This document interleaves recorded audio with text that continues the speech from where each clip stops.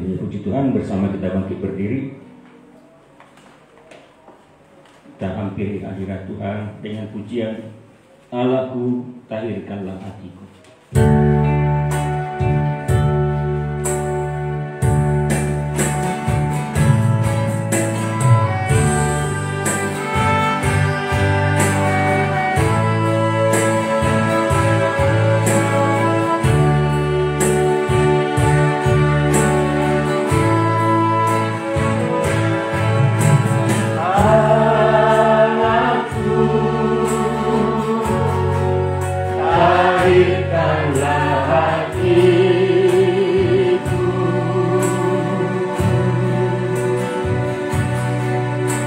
Hapuskanlah segala pelanggaranku.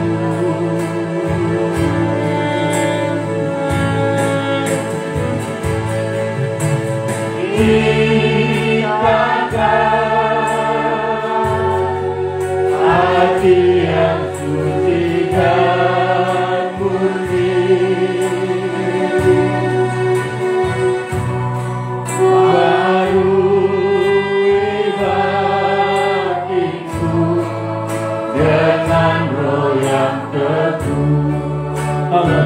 tahirkanlah Allahku tahirkanlah hatiku.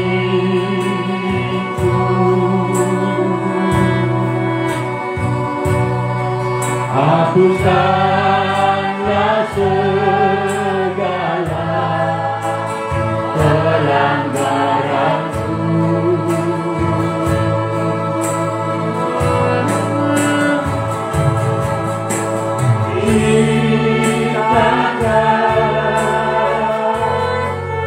Hati yang suci dan murni,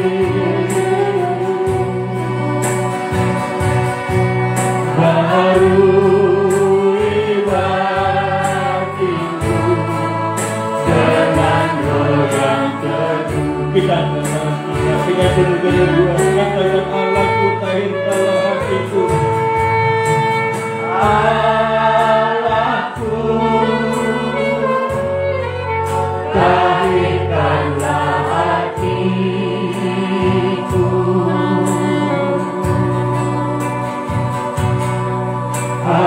Hapuskanlah segala pelanggaranku.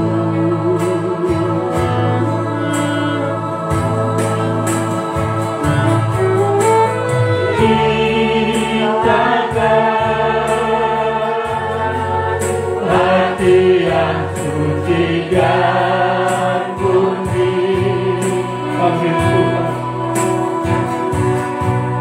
barui batinku dengan roh yang teduh. Sekali lagi katakan dengan sungguh-sungguh, Allahku tahirkanlah hatiku.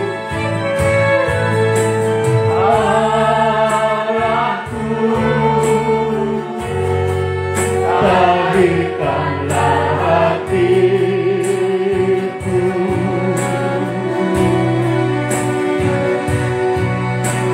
Hapuskanlah segala pelanggaranku.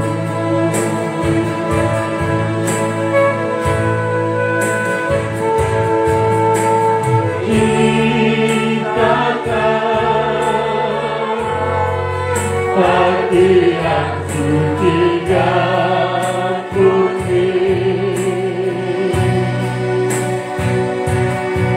barui batinku dengan roh yang teduh. Kita sembah Haleluya, haleluya,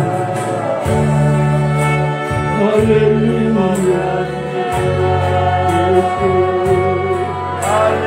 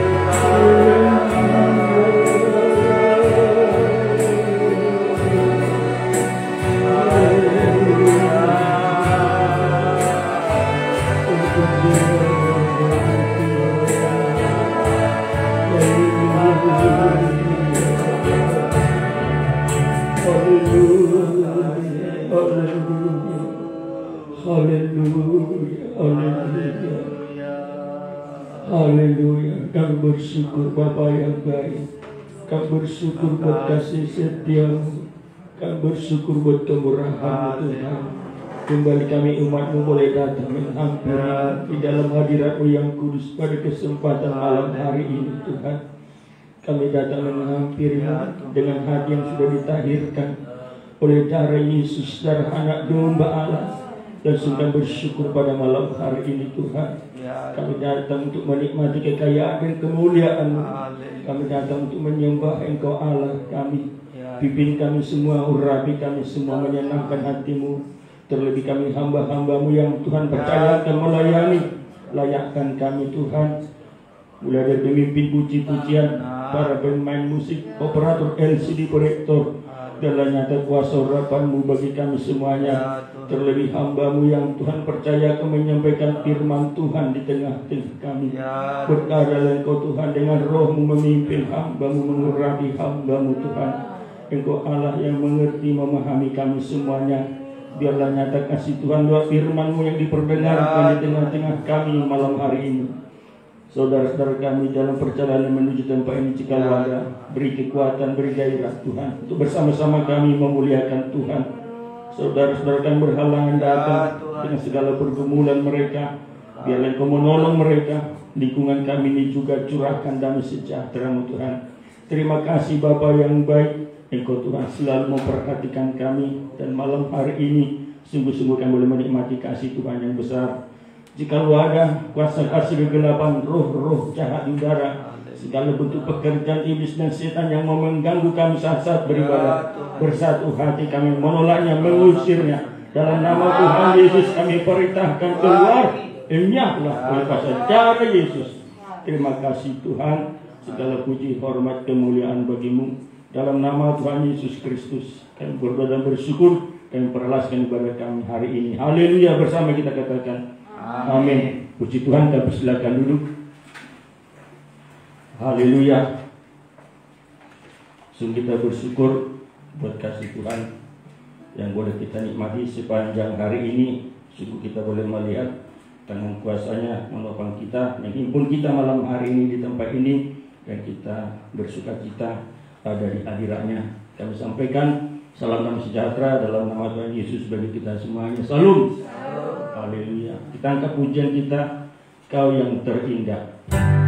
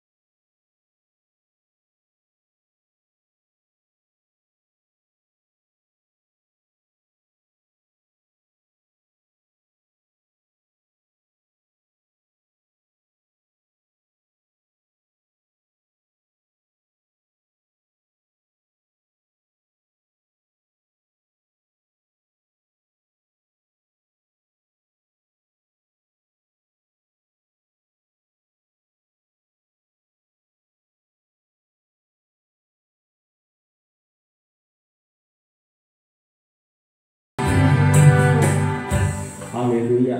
Puji Tuhan. Tentunya sungguh pengalaman-pengalaman kita sehingga kita boleh mengatakan Dia yang terindah, Dia yang termanis, karena Dia selalu ada bagi kita, memberi kekuatan, memberi kemenangan. Puji Tuhan. Mari kita angkat pujian kita, kesukaan dari Tuhan. Sehingga kita bangkit berdiri bersukacita mengangkat pujian ini. Haleluya.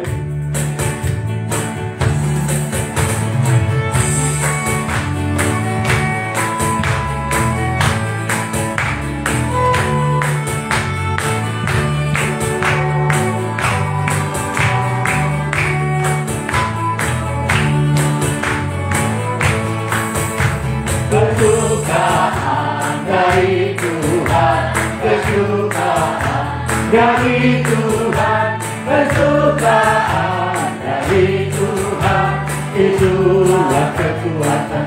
Kesukaan dari Tuhan, kesukaan dari Tuhan, kesukaan dari Tuhan, itulah kekuatan. Lasih rahasia Tuhan, rahasia Tuhan, lasih rahasia Tuhan, lasih rahasia Tuhan, hidup aku lasih rahasia Tuhan, lasih rahasia Tuhan, lasih rahasia Tuhan, hidup aku sungguh heran darahnya Yesus, heran darahnya Yesus, sungguh heran darahnya Yesus, kuasa ini dirasakan olehnya, sungguh heran darahnya Yesus, sungguh heran darahnya Yesus. Amin. sungguh heran darahnya Yesus, kuasa ini dirasakan olehnya, sungguh heran darahnya Yesus. Sungguh heran darahnya Yesus. Haleluya. Sungguh heran darahnya Yesus, kuasa ini dihancurkan olehnya, sungguh heran darahnya Yesus. Alunganmu dari Yesus, Alunganmu dari Yesus, kuasa Sigonis lalu dilahir, alunganmu dari Yesus. alunganmu dari Yesus. Amin. Alunganmu dari Yesus, kuasa Sigonis lalu dilahir, alunganmu dari Yesus. Puji Tuhan, kami persilakan dulu. Haleluya. Haleluya. Puji Tuhan. Kita masih angkat pujian kita. Ku perlu Tuhan di setiap langkahku.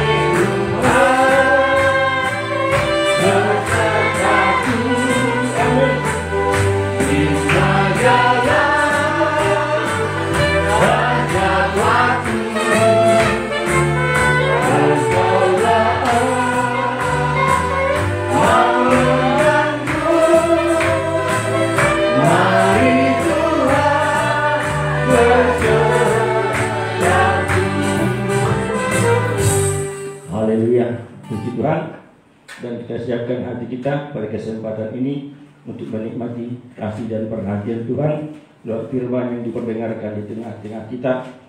Sebelum kita bangkit berdiri, tangkap pujian kita. Ajar kami Tuhan menghitung hari-hari.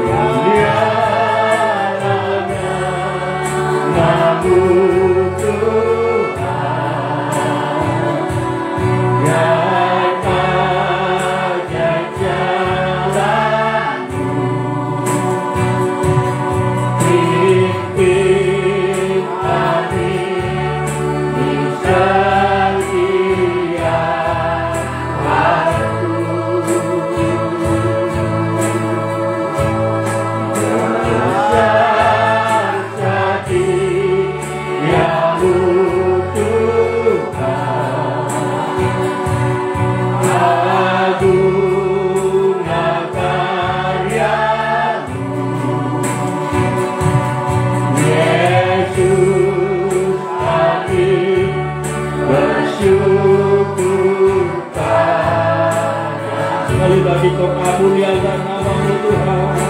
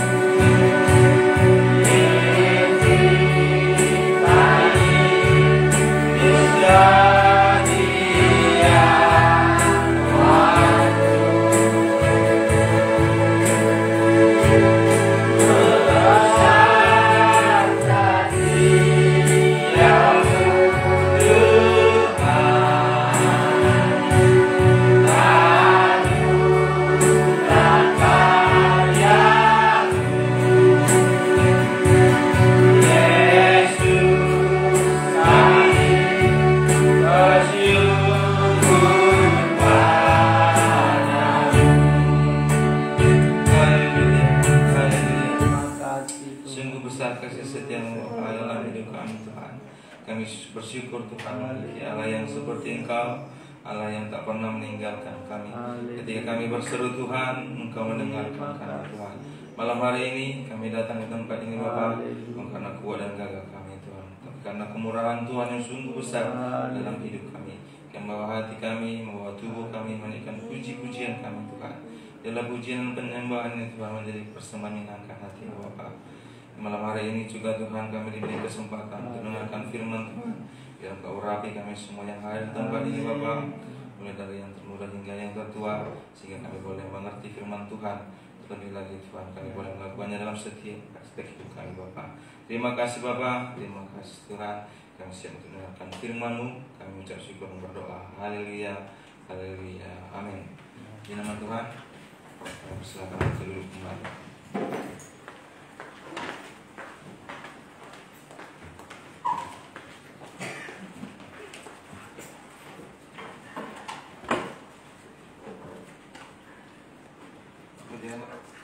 Puji nama Tuhan, kami menyapa sidang Jumat yang berada pada malam hari ini. Salam sejahtera dalam nama Tuhan Yesus Kristus. Shalom. Puji nama Tuhan, kita selalu bersyukur buat kemurahan Tuhan yang nyata dalam hidup kita. Kita bisa merasakan hari-hari yang kita lewati memang tidak selalu bagus, tetapi kita bisa merasakan bahwa pertolongan Tuhan yang nyata dalam hidup kita. Hingga malam hari ini kalau kita boleh hadir bukan karena kebetulan, juga bukan karena formalitas gitu, atau rutinitas biasa, sehingga kita malam hari ini datang karena kita mendengar suara Tuhan, karena kita tahu bahwa pertolongan yang kita miliki itu bukan karena kemampuan kita, tetapi karena kemurahan Tuhan untuk menolong kita. Itu seperti firman Tuhan katakan, aku melayangkan pandanganku ke gunung-gunung Tuhan, sebab dari sanalah pertolongan Tuhan. Kita tahu pertolongan kita datang dari Tuhan. Sebab itu kita datang ke tempat ini mempersiapkan segala sesuatu sehingga kita bisa bersama-sama untuk mendengarkan firman Tuhan malam hari ini. Malam hari ini sebelum kita datang sujud berdoa, menaikkan doa permohonan kita dan juga doa ucapan syukur kita kepada Tuhan, mari kita merenungkan sebuah mazmur dalam kitab Mazmur pasal yang ke-6. Nanti kita baca nanti mulai dari awal sampai ayat yang ke-11. Mazmur pasal yang ke-6 ayat 1 sampai 11. Mazmur ini dituliskan Raja Daud.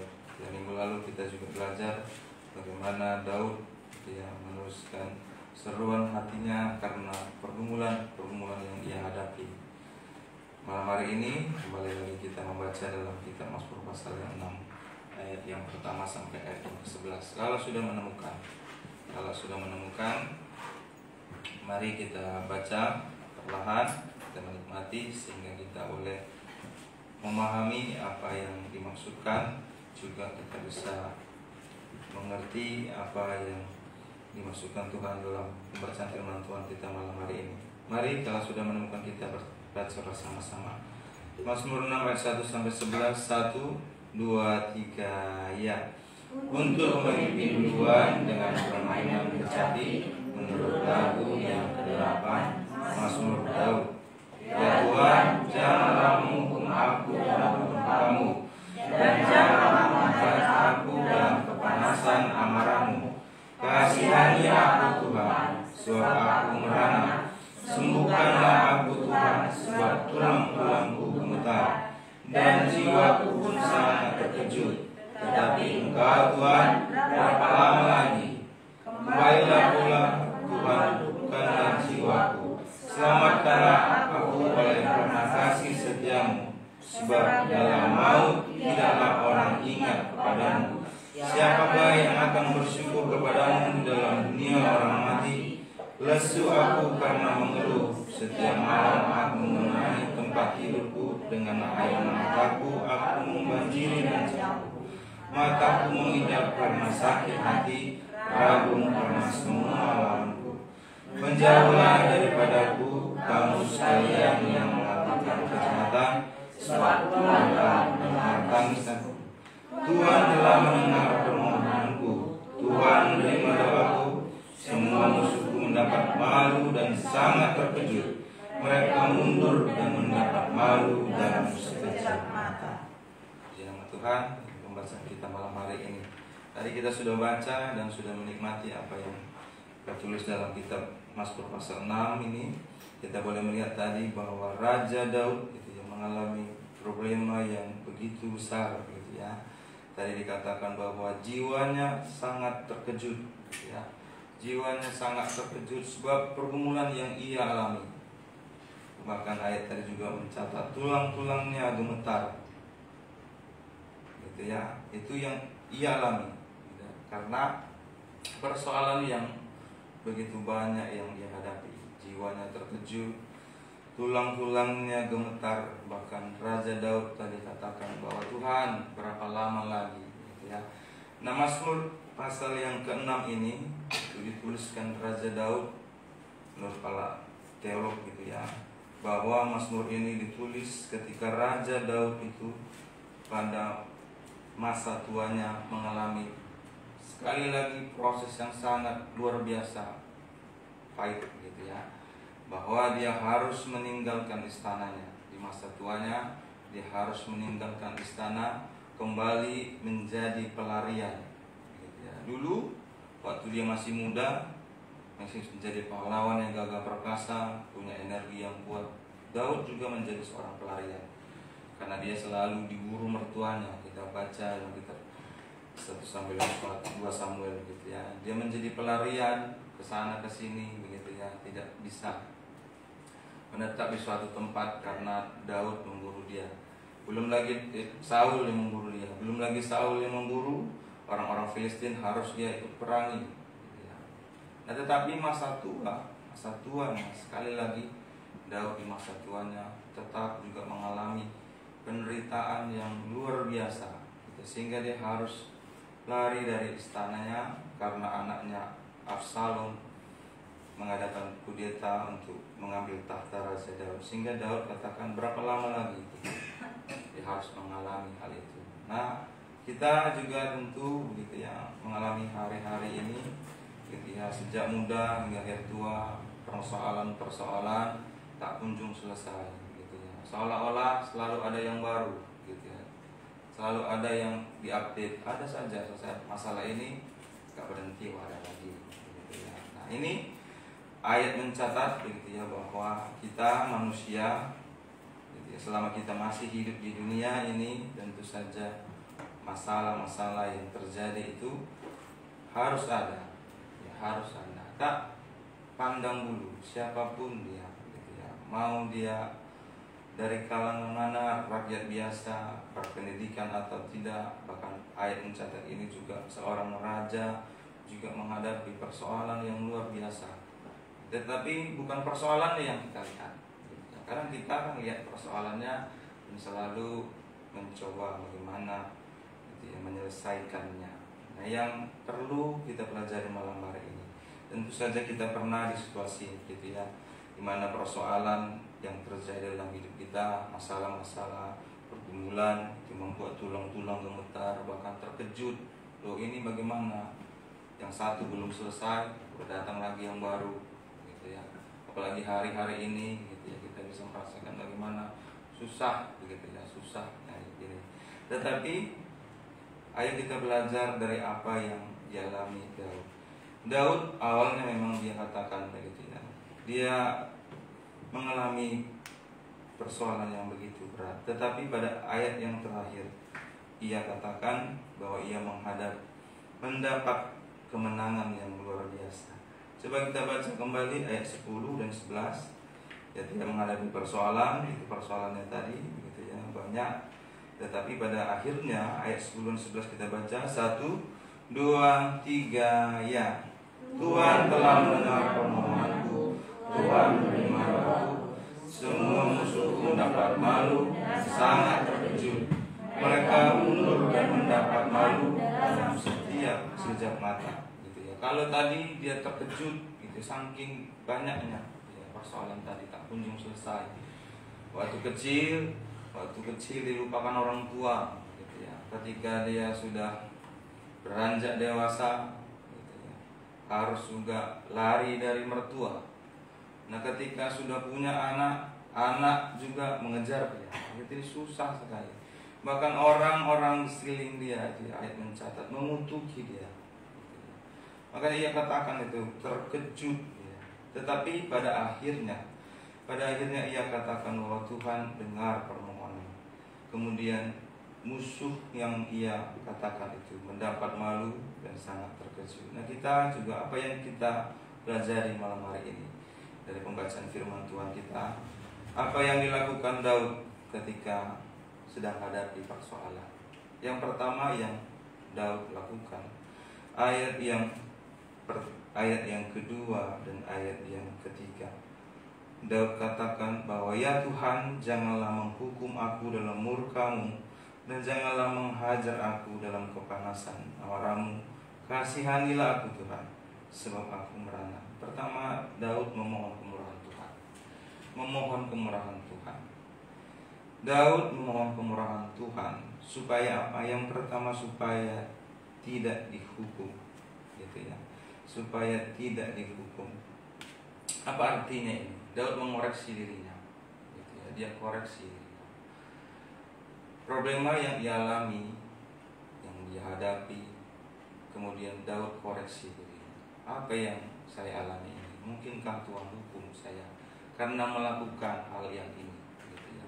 Jadi Daud ketika hadapi persoalan, dia koreksi dirinya. Entah masalah ini terjadi karena ia melakukan sesuatu yang kurang berkenan kepada Tuhan, maka ia katakan, gitu ya, Tuhan, ya, janganlah menghukum aku dalam murka-Mu. Nah, kita juga Tuhan, gitu ya, seringkali bukan Tuhan tidak mau memberkati kita, ya. Firman Tuhan katakan dalam kitab Yesaya, gitu ya, bukan tangan Tuhan kurang panjang, juga telinganya tidak mendengarkan seruan kita, tetapi karena dosa kita, gitu ya, karena dosa kita, sehingga berkat tadi yang harusnya untuk kita diambil alih, digeser untuk orang lain. Nah, kita ayo ya, hari ini apapun yang kita alami, terlebih dulu kita mari mengkoreksi diri kita, supaya harusnya berkat Tuhan itu untuk kita tidak terhalang. Daud mohon kemurahan Tuhan supaya tidak dihukum Tuhan. Dia koreksi dirinya. Dalam hidup kita harus kita tanamkan, dalam hidup kita ini harus kita tanamkan bahwa sepanjang hidup kita, karena kita anak-anak Tuhan, gitu ya, setiap hidup kita mulai dari lahir sampai mati, Tuhan selalu melatih kita, gitu ya. Tuhan melatih kita. Bangsa Israel dalam perjalanannya mulai dari Mesir sampai ke tanah perjanjian 40 tahun Tuhan latih mereka. Latih mereka, mengajari mereka. Nah, kita juga mungkin dalam persoalan hidup kita dua kemungkinan. Yang pertama itu memang karena ada sesuatu yang kurang benar dalam hidup kita. Gitu, makanya Tuhan disiplinkan kita supaya kita tidak bengkok.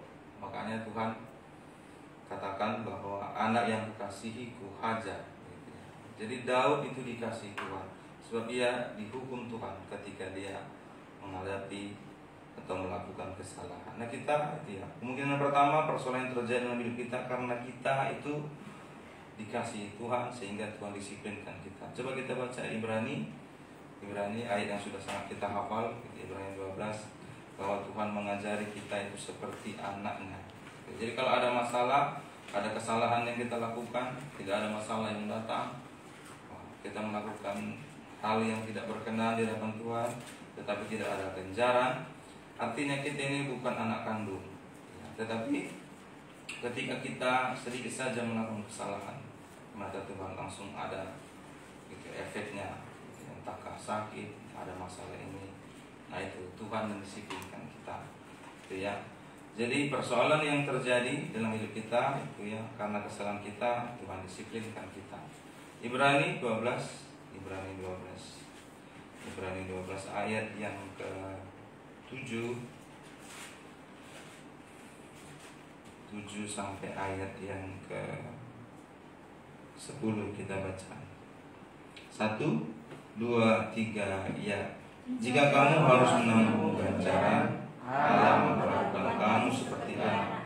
Di manakah terdapat anak yang tidak diajar oleh ayahnya? Tetapi jika kamu bebas dari ganjaran yang harus diderita setiap orang, kamu bukanlah anak, tetapi anak Bapa. Selanjutnya dari ayat kita yang sebenarnya kita beroleh ganjaran dan mereka kita hormati. Kalau demikian, bukankah kita harus lebih taat kepada Bapa segala roh supaya kita boleh hidup? Mereka mendidik kita dalam waktu yang pendek sesuai dengan apa yang mereka anggap baik, tetapi Dia menghajar kita untuk kebaikan kita supaya kita beroleh bagian dalam kekudusannya. Gitu ya. Jadi masalah yang kita hadapi hari-hari ini, yang pertama itu datangnya dari Tuhan itu untuk mendidik kita. Ya, mungkin ada kesalahan yang kita lakukan, makanya Tuhan hajar kita. Itu yang pertama. Kemudian yang kedua, persoalan yang terjadi dalam hidup kita harus kita ingat bahwa Tuhan melatih kita. Jadi jangan pernah doakan bahwa Tuhan jauhkan masalah. Memang gak bakalan jauh, gitu ya. Tuhan hindarilah, gitu ya, jauhkanlah. Gitu ya. Jangan maunya ada masalah. Itu bertolak belakang dengan firman Tuhan. Karena Tuhan gitu ya, sepanjang hidup kita melatih kita. Supaya apa? Supaya kita ini lebih taat, supaya kita ini lebih dengar firman Tuhan. Dalam kitab Ulangan katakan, Tuhan mengajari kamu seperti anak-anak, gitu ya. Ayah mengajari anaknya, supaya kamu tahu bahwa manusia bukan hidup dari roti saja, tetapi dari firman Tuhan. 40 tahun lamanya. Kalau dilihat dari peta, gitu ya, perjalanan Filistin, Mesir, gitu ya, ke tanah orang Filistin, orang Yebus Kanaan itu enggak seperti itu jauhnya harusnya. 40 tahun. Tetapi, nah ini tadi, supaya Tuhan latih. Nah, kita juga begitu ya, 40 tahun mereka. Nah, kita sepanjang hidup kita, sejak dari lahir sampai tua, seperti Daud gitu ya, Tuhan latih supaya kita menyadari bahwa hidup ini bukan hanya di batas dunia ini saja. Ya, jadi hidup kita bukan sebatas dunia aja. Dulu dosen saya bilang begini, kadang kita sadar atau tidak sadar, manusia hanya memikirkan hidup 0 sampai 70 tahun. Karena ayat mencatat manusia hidup hanya 70 tahun saja. Selebihnya hanya kesengsaraan yang ada. Tetapi setelah itu mereka lupa bahwa ada namanya kekekalan. Pilihannya hanya dua, hidup kekal dalam kemuliaan Tuhan dalam kerajaan surga, atau mati kekal dalam neraka. Nah, karena kita kan hanya berfokus hanya di 0 sampai 70 tahun. Kita berjuang mati-matian, hanya memikirkan sebagaimana sampai di umur 70 tahun gitu ya, dengan tanda petik bahagia menurut orang atau menurut kita. Tetapi di akhirnya kita lupa ada yang namanya kekekalan gitu ya. Makanya Tuhan melihat kita sebagai anak-anak yang dikasihi, Tuhan latih kita supaya kita belajar bahwa hidup itu tidak sebatas di dunia ini saja. Juga hidup itu bukan soal makanan gitu ya, tetapi firman Tuhan gitu yang membuat kita hidup. Boleh kita ulangi lagi, kita baca dalam Ulangan pasal yang ke-8 gitu ya. Ulangan pasal yang ke-8 ayat yang ke-3. Ayat 8, Ulangan 8 ayat yang ke-3. Sudah sering kali kita pelajari, tetapi tidak mengapa supaya kita semakin ingat begitu ya. Sehingga ketika ada persoalan yang dalam hidup kita, dalam doa kita selalu katakan, Tuhan terima kasih untuk pendisiplinan yang Tuhan berikan gitu ya. Tuhan, kalau ada masalah dalam hidup saya, terima kasih karena Tuhan melatih saya gitu ya. Jadi kita tidak lagi menyalahkan orang lain, juga tidak menyalahkan Tuhan gitu ya. Tetapi kita selalu bersyukur di tengah-tengah persoalan yang terjadi. Bersyukur karena Tuhan disiplinkan kita, bersyukur karena Tuhan juga melatih kita, mengajari kita. Ulangan 8 ayat yang ke-3. Ulangan 8 ayat yang ke-3. 1, 2, 3 ya. Jadi ia merendahkan hatimu, membiarkan engkau lapar, dan memberikan engkau makan mana yang tidak kau kenal dan yang juga tidak kenal nenekmu, untuk membuat engkau mengerti bahwa manusia hidup bukan dari roti saja, tetapi manusia hidup dari segala yang diucapkan Tuhan. 4, pakaianmu tidak menjadi buruk di tubuhmu dan kakimu tidak menjadi selama 40 tahun ini gitu ya. Jadi dia Tuhan merendahkan gitu ya, biarkan kita lapar gitu ya. Kadang Tuhan biarkan seizin Tuhan gitu ya, dibiarkan menghadapi persoalan-persoalan. Ayub gitu ya, iblis suatu kali datang kepada Tuhan memohon izin supaya Ayub itu jatuh dalam pencobaan. Tuhan izinkan gitu ya, Tuhan izinkan ya. Lihatlah anakku gitu ya, hambaku Ayub itu orang yang saleh. Iblis katakan, ya karena kau berkati makanya dia taat saleh sama. Coba ambil seizin Tuhan gitu ya. Iblis itu diberikan Tuhan izin untuk mencobai gitu ya. Dari ujian itu kita lihat bahwa situasi yang sulit dialami Ayub itu, Ayub menjadi seorang yang lebih mengenal Tuhan. Kalau dari dulu mungkin dia hanya dengar dari orang gitu ya, entah dari hamba Tuhan di masa itu gitu ya. Tetapi setelah persoalan yang terjadi, dia lebih kenal Tuhan. Artinya bahwa persoalan yang terjadi dalam hidup Ayub itu membuat Ayub, melatih Ayub menjadi pribadi yang lebih dekat dengan Tuhan. Nah itu yang kita pelajari, bahwa dalam persoalan yang kita hadapi, yang pertama kita bersyukur gitu ya, malam hari ini, karena persoalan yang kita hadapi itu bahwa merupakan sebuah pendisiplinan yang Tuhan berikan kepada kita supaya kita berjalan sesuai dengan jalannya Tuhan. Kemudian bersyukur karena persoalan yang kita hadapi itu melatih kita supaya kita ini tidak selalu memikirkan hal dunia ini saja, tetapi memikirkan hal yang lebih besar, bahwa ada kehidupan yang kekal gitu ya, yang tidak hanya di dunia ini saja. Raja Daud itu gitu ya, dalam kondisinya itu tadi, tulangnya gemetar saking banyaknya persoalan tadi, jiwanya terkejut tadi, ia memohon kemurahan Tuhan supaya Tuhan jangan menghukum. Dia mengkoreksi gitu. Banyak kesalahan yang dilakukan Daud. Daud tak lepas juga dari kesalahan.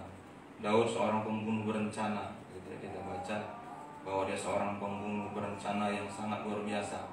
Ketika dia inginkan seseorang ya, Bathsheba, dia atur strategi supaya Uria mati. Daud juga merupakan seorang yang sombong karena dia hitung sebesar mana laskar yang ia miliki. Daud tak lepas dari kesalahan. Tetapi kenapa Tuhan katakan bahwa Daud hambaku yang dikasihi? Kisah Rasul katakan bahwa Daud itu orang yang berkenan kepada Tuhan, karena Daud introspeksi diri. ketika Bathsheba punya anak gitu ya, Daud berpuasa 1 harian memohon ampun sama Tuhan. Ketika Daud itu menghitung laskar yang banyak, Tuhan tegur dengan sakit penyakit. Daud katakan gitu ya, jangan ambil rohmu daripadaku. Nah kadang kita kalau ada persoalan, bukannya makin dekat sama Tuhan, malah menyalahkan Tuhan, nggak mau gereja lagi gitu ya. Bahkan menyalahkan hamba Tuhan kadang ya, secara sadar atau tidak sadar, kita akui atau tidak, kadang-kadang kita mendengarkan firman Tuhan sampai hamba Tuhan gitu ya. Seringkali kita katakan dalam hati kita, karena nggak kau yang merasakan gitu ya. Seringkali itu harus kita jujur itu mengatakan, enak aja hamba Tuhan ngomong karena dia nggak merasakan apa yang saya rasa. Kalau kita mendengarkan nasihat dari rekan-rekan seiman kita gitu ya, karena nggak kau yang merasakan apa yang kurasakan begitu ya. Nah tetapi itu kita punya Tuhan yang merasakan apa yang kita rasakan. Tuhan itu, mengapa Allah itu mengosongkan dirinya? Dalam kitab Efesus katakan gitu ya, ia kosongkan dirinya, genosis, ia turun jadi manusia supaya dia tahu merasakan apa yang kita rasakan. Ketika lapar kita, Tuhan pernah lapar. Ketika ditolak Tuhan, ditolak orang lain, Tuhan pernah ditolak orang. Ditolak ketika dia mau dilahirkan, ditolak di kampungnya sendiri, bahkan dikhianati, dicaci. Artinya apa? Tuhan memang merasakan apa yang kita rasa. Makanya ketika ada persoalan, ayo mohon kemurahan Tuhan, karena dia merasakan apa yang kita rasa. Daud itu tadi ya, dia merasakan kemurahan Tuhan dalam hidupnya. Makanya ketika dia ada persoalan, dia katakan kepada Tuhan supaya Tuhan tidak menghukum dia, tetapi mengasihani dia. Itu yang pertama gitu ya. Jadi dalam hidup kita, ayo ketika ada persoalan, fakta itu harus kita pahami dulu, bahwa persoalan yang terjadi karena Tuhan mendisiplinkan kita, karena ada yang tidak beres dalam hidup kita. Kemudian persoalan yang ada dalam hidup kita itu karena Tuhan ingin melatih kita. Kemudian yang kedua, apa yang dilakukan Daud? Apa yang dilakukan Daud ketika menghadapi pergumulan sehingga pada akhirnya dia mendapat kemenangan? Daud yang kedua memohon pemulihan dari Tuhan. Ya, itu tahapnya. Setelah introspeksi diri, Daud katakan supaya dia mohon pemulihan dari Tuhan. Kita baca ayat yang ke-5 sampai ayat yang ke-8. Daud memohon pemulihan dari Tuhan. Ayo kita baca 1, 2, 3 ya. Kembalilah pula Mazmur 6 ayat yang ke-5. Kita kembali ke Mazmur 6 ayat ke-5 dan sampai ayat yang ke-8. Poin yang kedua, Daud memohon pemulihan dari Tuhan. 1 Mazmur 6 ayat yang ke-5. 1, 2, 3 ya. Kembalilah pula Tuhan, luputkanlah jiwaku, selamatkanlah aku oleh karena kasih setia-Mu. Sebab di dalam maut tidaklah seorang ingat kepadamu. Siapakah yang akan bersyukur kepadamu di dalam dunia orang mati? Lesu aku karena mengeluh, setiap malam aku mengenangi tempat tidurku, dan air mataku aku menjerit. Mataku mengidap karena sakit hati, rabun karena semua alam. Nah ini dia memohon pemulihan dari Tuhan. Kembalilah pula Tuhan. Ya, dia merasakan bahwa Tuhan sudah mulai jauh dari hidupnya karena kesalahannya, gitu ya. Makanya dia katakan kembalilah pula Tuhan, selamatkanlah aku oleh karena kasih setia-Mu.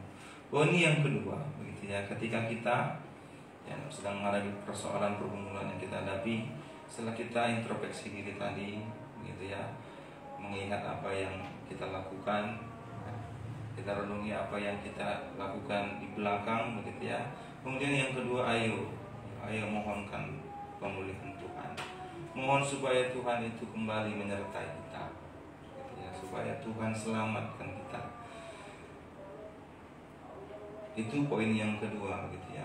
Kadang-kala begitu kalau kita pikirkan, gitu ya, dalam hidup kita, sering sekali kita ini selalu memikirkan permasalahan yang kita miliki itu saja, gitu ya. Bagaimana Bagaimanalah selesai? Gitu ya. Bagaimana selesai?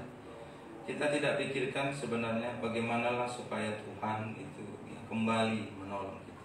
Nah, kadang kita fokus saja begitu ya, supaya kita menyelesaikan itu.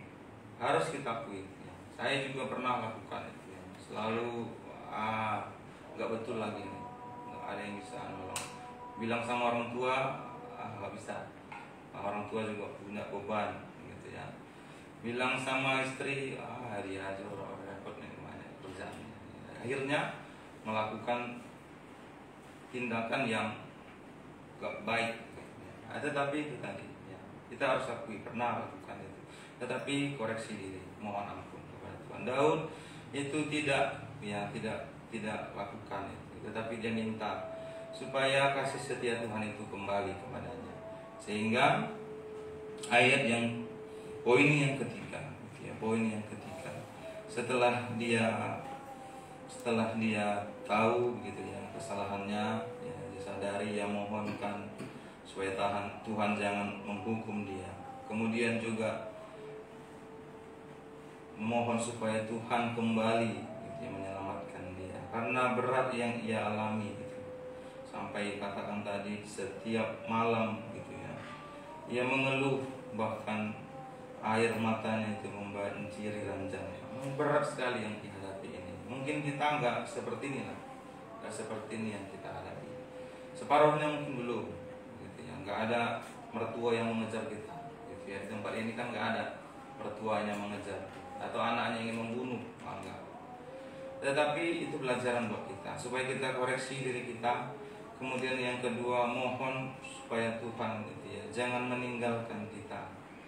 Nah, ini hal yang terbalik ya. Kadang-kadang Tuhan setia sama kita, malah kita yang tinggalkan Tuhan. Firman Tuhan katakan bahwa walaupun kita nggak setia, gitu ya, ini walaupun kita nggak setia, walaupun kita ini sering sekali gunakan kemampuan kita di luar kekuatan Tuhan, tetap Tuhan itu setia. Tetap Tuhan itu setia. Kita baca dalam 2 Timotius 2 ayat yang ke-13. Kitab Mazmur ini, seluruh kitab Mazmur pasal 1 sampai pasal 150, seluruhnya itu selalu berbicara tentang kasih setia Tuhan. Bahwa Tuhan itu sungguh setia. Walau manusia, saya gitu ya, kita di tempat ini semua kadang-kadang tidak setia. Tetapi Tuhan itu dia setia. Kalau kita salah, firman Tuhan katakan dalam kitab 1 Yohanes, kalau kamu salah, mengaku di hadapan Tuhan, Tuhan ampuni. 2 Timotius 2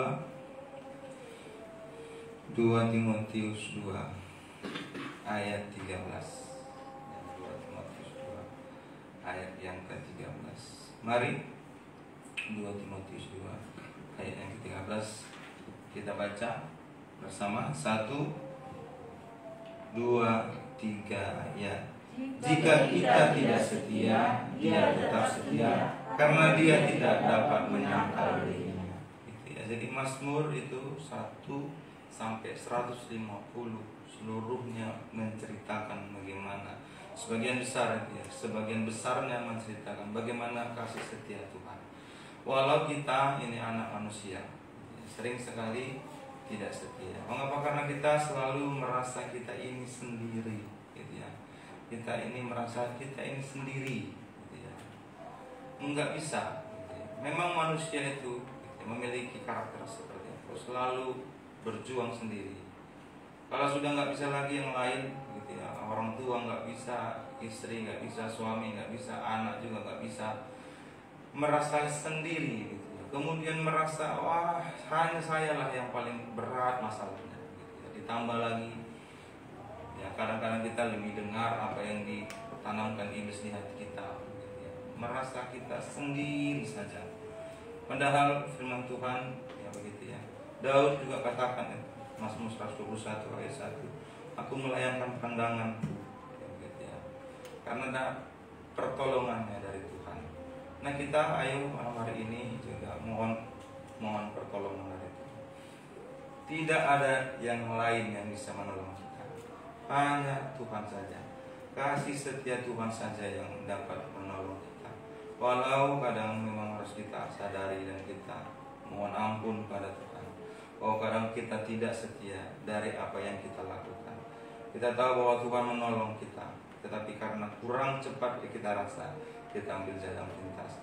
Kita minta pertolongan dari Tuhan, tak Tuhan tolong, tetapi Tuhan berikan jalan yang lain yang menurut kita itu tadi nggak masuk akal, gitu ya. Tetapi ayo kita mau belajar, gitu ya. Selalu kita belajar dari persoalan yang kita hadapi bahwa Tuhan yang menolong kita. Mazmur 121 kita baca supaya kita yakin dan percaya apapun yang kita hadapi dalam hidup ini bahwa pertolongan itu kita tidak dapat dari tempat lain. Kita tidak dapat pertolongan dari tempat lain. Walaupun memang kadang lama, walau kadang memang nggak masuk akal yang dikatakan firman Tuhan, nggak masuk akal. Seperti yang kita pelajari minggu lalu, mana masuk akal menebarkan jala siang hari? Apa pula ini datang orang tiba-tiba minjam perahu, berceloteh di atas perahunya, tiba-tiba menyuruh menebarkan jala siang hari atau menebarkan jala tempat dalam. Ini kan nggak masuk akal solusi dari orang yang baru dikenal si Petrus ini, gitu ya. Kan dia baru kenal ini Tuhan Yesus. Ini apa-apaan ini? Datang udah minjam, nyuruh menebarkan jala siang hari. Kalau menebarkan jala, orang selalu nelayan itu malam hari, bukan di tempat yang dalam, dangkal. Karena kalau dalam, tidak mungkin jala itu bisa meraup, nggak mungkin. Tetapi itu tadi, pikiran Tuhan itu nggak bisa kita dijangkau oleh nalar kita. Gitu ya. Malam hari ini, ya, kita yakini bahwa pertolongan yang kita perlukan itu datangnya dari Tuhan. 121 ayat 1 sampai ayat yang ke-8, supaya kita kenal siapa yang menolong kita. Mari 1, 2, 3 ya. Nyanyian jala. Aku melayangkan mataku ke gunung-gunung, dari manakah akan datang pertolonganku? Pertolonganku ialah dari Tuhan yang menciptakan langit dan bumi. Ia akan membiarkan kakimu goyah, menjagamu tidak akan terlelap. Sesungguhnya tidak terlelap dan tidak tertidur menjaga Israel. Tuhanlah penjagamu, Tuhanlah naunganmu di sebelah kanan tanganmu. Matahari tidak menyakiti engkau pada siang, atau bulan pada waktu malam. Tuhan akan menjaga engkau terhadap segala kecelakaan. Ia akan menjaga nyawamu. Tuhan akan menjaga keluar masukmu dari sekarang sampai selama-lamanya. Dari mana datangnya pertolongan kita? Pemazmur tadi ya melayangkan pandangannya ke gunung-gunung. Ditanya begitu ya, dari mana pertolongannya? Ia buat kesimpulan bahwa pertolongannya itu datangnya dari Tuhan. Siapa itu Tuhan tadi yang ia katakan? Yang ia katakan Tuhan itu bahwa Tuhan itu tak biarkan kaki goyah. Ia tidak tidur, tidak terlelap. Bahkan firman Tuhan tadi katakan matahari tidak menyakiti kita. Tidak ada kecelakaan, gitu. Karena Tuhan yang menjaga kita. Tuhan akan menjaga keluar dan masukmu mulai hari ini sampai selama-lamanya. Itu yang harus kita yakini. Gitu. Kemudian yang ketiga, setelah Daud itu koreksi dirinya, dia bilang Tuhan jangan hukum, gitu ya. Kemudian kembalilah Tuhan, ya selamatkanlah aku. Kemudian dia mohon pemulihan dari Tuhan, selamatkanlah aku Tuhan. Sudah air mata membanjiri tempat tidurnya saking banyaknya persoalan yang dihadapi. Kemudian dia tidak hanya memohon pemulihan Tuhan, tetapi yang penting itu tadi, dia yakin bahwa Tuhan yang menolong. Kita kembali pasal yang ke-6 dari kitab Mazmur, ayat yang ke-9 sampai 11. Sering sekali ini juga koreksi untuk diri kita sendiri, untuk saya dan untuk sidang jemaat. Sering sekali kita sudah koreksi diri kita. Kita tahu bahwa permasalahan yang terjadi karena kecerobohan kita, gitu ya. Kemudian karena Tuhan mendisiplinkan kita supaya kita itu tidak bengkok-bengkok, gitu ya.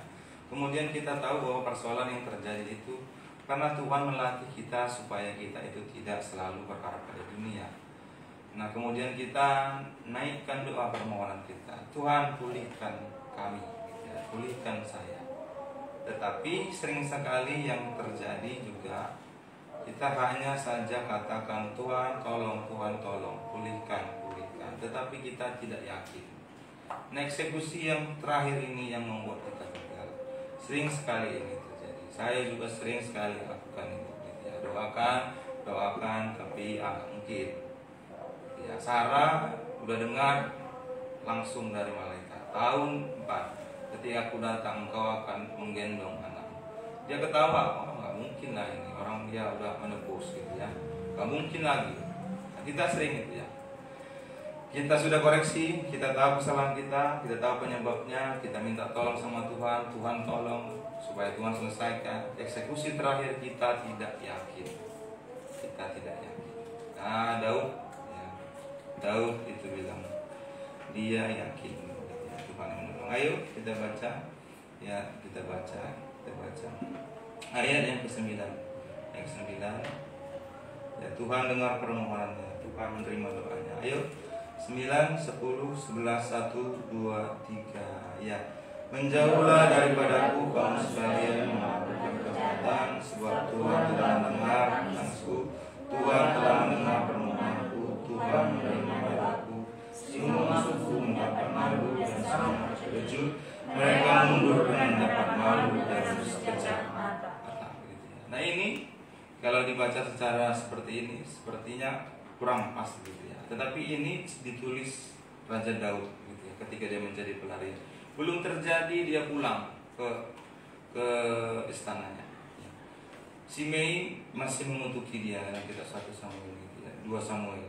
Tetapi ia katakan dengan keyakinan imannya, menjauhlah daripadaku kamu sekalian yang melakukan kejahatan, sebab Tuhan telah mendengar tangisku, Tuhan dengar permohonanku, Tuhan menerima doaku. Semua musuhku mendapat malu dan sangat terkejut, mereka mundur dan mendapatkan malu dalam sekejap. Setelah itu Daud ya kembali gitu ya. Absalom mati terbunuh ketika dalam pertempuran gitu ya, dengan Yoab.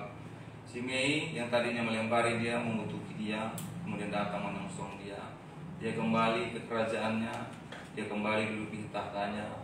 Musuh-musuhnya tadi begitu ya, terkejut, mendapat malu karena raja tadi yang lari harusnya gitu ya. Kemudian dia kembali pulang ke istana.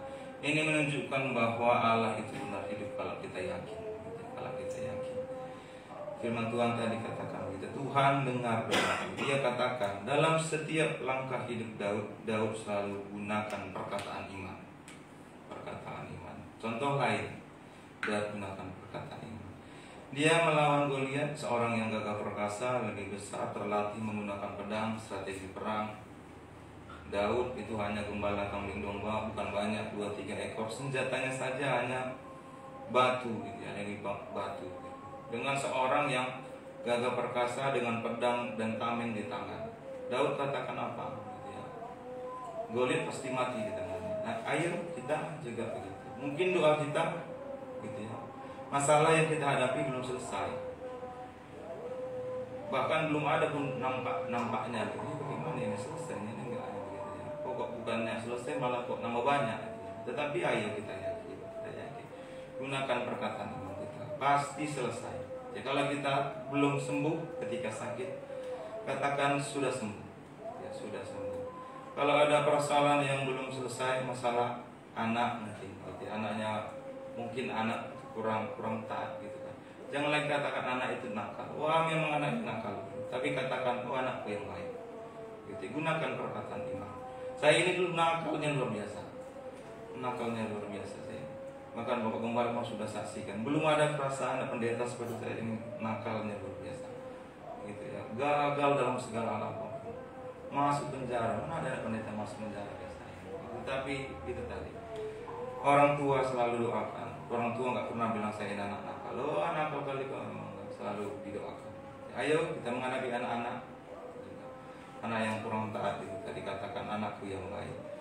Orang Inggris itu walaupun anaknya budaya Barat gitu ya, saya dulu sekolah juga pelajari budaya Barat. Orang Barat itu walaupun anaknya kurang pas melakukan sesuatu, Tapi selalu katakan motivasi yang baik. Selalu katakan motivasi yang baik. Thomas Alva Edison, pencipta bola lampu, gitu ya. Kalau pernah kita dengar ceritanya, ditolak di sekolah karena memang nggak mampu otaknya. Ya begitu, nggak mampu menerima pelajaran. Apa orang tuanya langsung membenci si Edison ini? Gitu ya. Apa orang tuanya tolak? Gitu. Memang ini kayak bapaknya ini memang bodoh. Enggak gitu ceritanya. Ini memang kayak mamanya ini bodoh. Kan kadang-kadang kita anak kita nakal, anak kita bodoh, sekolah liar gitu, kan langsung saling menyalahkan anak dan istri, ya, suami dan istri. Ya, sejarah mencatat bahwa Thomas Alva Edison itu seorang yang mengidap ya IQ-nya itu di bawah rata-rata, ditolak di sekolah waktu itu. Tetapi orang tuanya menggunakan perkataan benar. Bisa nanti kita baca di Google banyak ceritanya gitu ya. Ibunya bilang, "Ma, aku kok nggak sekolah lagi," kata Thomas Alva Edison. "Iya nak, nggak sanggup gurumu mengajari kau saking pintarnya." Gitu kan? Nah, ya kita pelajari dari cerita itu. Perkataan ini tadi, nggak sanggup guru lagi mengajari kau saking pintarnya. Betul nggak dia pintar? Betul. Hari ini kita nikmati gitu ya, hasil ciptaannya, bola lampu tadi. Nah itu ayat kita dalam menghadapi persoalan apapun persoalannya, anak-anak kah, ekonomi kah, gitu ya. Ini saya juga pelajari, kita sama-sama belajar. Kita apalagi kami yang muda ini, gitu ya. Sering sekali itu gunakan kemampuan luar biasa dari diri sendiri, padahal nggak bisa menyelesaikan masalah. Apapun yang kita hadapi, ayo gunakan keyakinan. Daud itu, ya, ayat 9 dan 10 itu, dia sebenarnya belum lihat selesai masalah itu. Belum ada, masih dalam pelariannya dia. Dia katakan tadi, Tuhan telah dengar permohonanku, Tuhan menerima doaku. Semua musuhku mendapatkan malu, sangat terkejut. Mereka mundur dan mendapat malu dalam sekejap mata. Benar, Simei mendapat malu. Tadi dia lempari Daud, gitu ya. Maka Nabi Sa itu katakan, "Tuhan, Daud yang mana, Bu? Potonglah kepala si Simei ini, yang kurang ajar menghina raja." Gitu ya. Tapi Daud enggak. Yang tadinya menghina dia, kemudian menyambut dia. Simei mendapat malu. Orang-orang yang membenci dia, mengata-ngatai dia, gitu ya, membuat kudeta supaya menjatuhkan dia dari kedudukan raja. Semuanya mati di peperangan. Anaknya tadi, Absalom gitu ya, juga mati. Nah kita ayo dalam hidup kita, 3 poin ini yang kita renungkan malam hari ini, gitu ya, dalam pergumulan kita. Malam hari ini seperti perikop yang kita pelajari malam hari ini, kita renungkan doa dalam pergumulan kita. Dalam doa kita nanti, ayo kita sama-sama koreksi diri kita. Gitu ya. Apakah persoalan yang kita hadapi memang karena kecerobohan kita? Kemudian yang kedua, ayo koreksi, ya. Sadari bahwa persoalan yang kita hadapi ini memang tujuan Tuhan mendisiplinkan kita kalau kita melakukan kecerobohan tadi. Ketiga, ayo sadari dalam doa kita bahwa persoalan yang kita hadapi itu memang Tuhan sedang melatih kita sejak hari ini sampai nanti kita mati. Kemudian yang kedua, dalam persoalan hidup kita, mari kita selalu mohon pertolongan Tuhan, bukan pertolongan yang lain. Kemudian yang ketiga, yakin bahwa Tuhan yang menolong kita walaupun belum terjadi seperti yang dilakukan Daud tadi. Belum pun dia melawan si Goliat, dia sudah katakan bahwa Goliat itu mati di tangannya. Kita mau juga seperti orang tuanya itu, Thomas Alva Edison itu. Anak-anak tadi gitu ya, bodoh, ditolak sekolah gitu ya. Kita mau kita katakan ya, pada anak-anak kita, anakku ini memang baik. Anakku ini taat gitu ya. Anakku ini bagus rezekinya. Pak ekonomi kurang baik, katakan memang Tuhan cukupkan. Dulu juga kami alami itu, ya, seperti saya juga dan Silia gitu ya, menghadapi masa-masa yang indah waktu kami kecil gitu ya. Mana orang tua itu memang prinsip gak pernah mau minta tolong sama keluarga. Ada tulang kami, banyak uangnya begitu ya. Dulu kadang-kadang saya pikirkan juga itu, mama ini dalam hati gitu kan. Dulu udah enak di Bengkulu. Menurut saya dulu dalam hidup saya ini, saya akui gitu ya, umur saya 30 tahun, Hidup yang enak itu belum dulu waktu saya. Karena orang tua bekerja, ibu, mama bekerja, gitu. Semua ada, gitu ya, rumah enak, gitu ya. Dari segi finansial saya rasa waktu itu enak, gitu. Tiba-tiba ke Medan mengontrak. Kontraknya pun belum berapa lama udah pindah lagi. Kontrak dulu di Nur 15, gitu ya. Masih kecil pindah. Kemudian pindah di rel. Di rel itu merupakan hal yang sangat sakit buat saya karena saya diajak teman, gitu. Wah, si Petrus tinggalnya di DPR, anggota daerah pinggiran rel, Miara Bandi, gitu ya. Saya sekolah di negeri ini, gitu ya. Anak-anak itu nggak mau minum air minum saya itu nggak mau karena dia bilang air sumur. Waduh, gimana ini? Sampai aku bilang datang kalian ke rumahku, air kami air pet loh, datang dia langsung. Kemudian saking krisisnya waktu itu, krisis yang baik, gitu ya, keadaannya kurang baik, Pak, sampai bersungut-sungut saya sama Pak, sampai nangis ke rumah. Pak, tengok ini orang dia ejek saya terus ini, tengok sepatu baju, sepatu sampai sekarang saya ingat karena memang sedih sekali waktu itu. Sepatu baju, tahu anak-anak atas sendiri, gitu ya. Nangis saya itu, gimana bapak ini sepatu baju. Saya waktu itu memang nggak tahu kalau nggak ada uang. Yang saya tahu saya punya bapak pasti dia belikan, gitu ya. Nah, saya pikirkan itu bagaimana.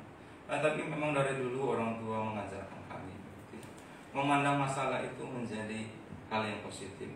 Saya ingat sampai sekarang, sampai mati pun saya ingat bahwa bapak saya bilang, gitu ya, kalau ada orang yang tertawa karena sepatumu itu bukan karena sepatumu nggak bagus, gitu. Memang karena sepatumu bagus. Yang aneh kalau ada orang lihat sepatumu nangis. Itu kan pola pikir yang luar biasa ya. Kalau ada orang yang lihat sepatumu nangis, nah itu bahaya itu kata bapak. Nah, mulai sampai sekarang melihat situasi yang terjadi, memang saya dan adik itu juga dilatih, gitu ya, bahwa tidak sebesar masalah itu sebenarnya masalah. Tetapi ayo kita malam hari ini, gitu tadi kita poin yang ketiga, gitu ya, percaya walaupun belum terjadi, seperti yang dilakukan Raja Daud. Sekali lagi kita baca sebagai penutup firman Tuhan kita malam hari ini, ayat yang ke-10 dan ayat yang ke-11. Malam ini jadi doa kita. Apapun persoalan kita malam hari ini, dalam doa kita katakan, Tuhan telah dengar permohonanku, Tuhan menerima doaku. Walaupun belum terjadi, ini kita katakan, ini perkataan iman kita. Ayat 9, 10, 11, ayat penutup kita sebelum kita datang berdoa kepada Tuhan. 1, 2, 3, ya. Menjauhlah daripadaku kamu sekalian yang melakukan kejahatan, sebab Tuhan telah mendengar tangisku, Tuhan telah mendengar permohonanku, Tuhan menerima doaku. Semua musuhku mendapat malu dan sangat terkejut, mereka mundur dan mendapat malu dalam sekejap mata. Puji nama Tuhan. Ini yang kita renungkan malam hari ini, ini yang kita pelajari malam hari ini. Semoga kita bisa mengerti, juga lebih baik kalau kita bisa mempraktikkannya dalam hidup kita. Mari pemain musik tampil ke depan. Kita naikkan pujian kita mau datang sujud menyembah kepada Tuhan. Kita naikkan pujian kita. Tuhan selalu menolong.